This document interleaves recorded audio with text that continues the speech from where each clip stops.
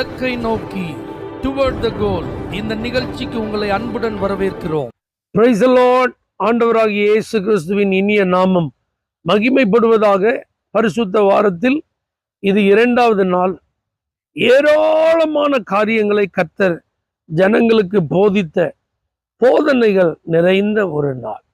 குறிப்பாக ஆண்டவர் சொல்றார், நீங்க ஜெபம் பண்ணும்போது யார் பேரிலாவது உங்களுக்கு குறைவுகள் இருந்தா நீங்க உடனே அதை சரி செய்யணும்.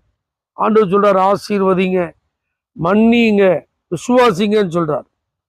அது மாத்திரமல்ல, ஆண்டவருடைய அதிகாரத்திற்கு சவால் விடப்பட்ட நாள். ஏராளமான உவமைகள் மூலமாய் கர்த்தர் ஜனங்களுக்கு அநேக காரியங்களை கற்றுக் கொடுத்த ஒரு நாள். 2 குமாரர் உவமை, குத்தகைக்காரர் உவமை, திருமண விருந்து உவமை, வரி செலுத்துவதை குறித்து எழப்பட்ட கேள்விகளுக்கு அவர் கொடுத்த பதில். அது மாத்திரமல்லாமல் சதுசேயர்கள் உயிர்த்தெழுதலை பற்றி எழுப்பிய கேள்விக்கு ஆண்டவர் கொடுத்த பதில். பிரதான கற்பனை எது என்று கர்த்தர் கற்றுக் கொடுத்த ஒரு காரியம். கிறிஸ்துவை குறித்து என்ன நினைக்கிறார்கள் என்பதை குறித்த வெளிப்பாடுகள். வேத பாரகர்கள், பரிசேயர்கள் ஆண்டவராகிய இயேசு கிறிஸ்துவின் மூலமாய் கண்டிக்கப்படுதல். ஏழை விதவை தாய் படைத்த காணிக்கை தேவனால் பெரிதும் பேசப்படுதல்.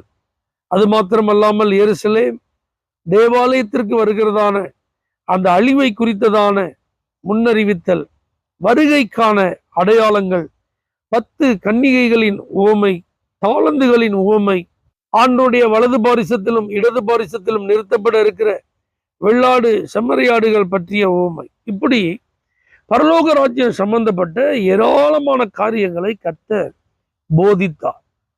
உவமைகள் மூலமாக அவர்கள் எளிதில் அதை புரிந்து கொண்டு தங்களை அதற்கு ஆயத்தப்படுத்த வேண்டும் என்று கர்த்தர் எதிர்பார்த்தார்.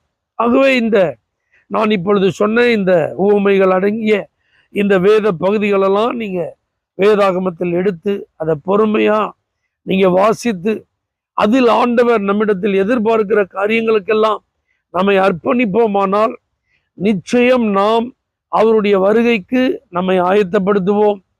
புத்தியுள்ளவர்களாக பரலோக ராஜ்யத்தில் நம்ம சேர்வதற்கு எந்தெந்த விதத்தில் அவர் நம்மிடத்தில் என்னென்ன காரியங்களை எதிர்பார்க்கிறார் என்பதை அறிந்து நாம் செயல்படுவோம்.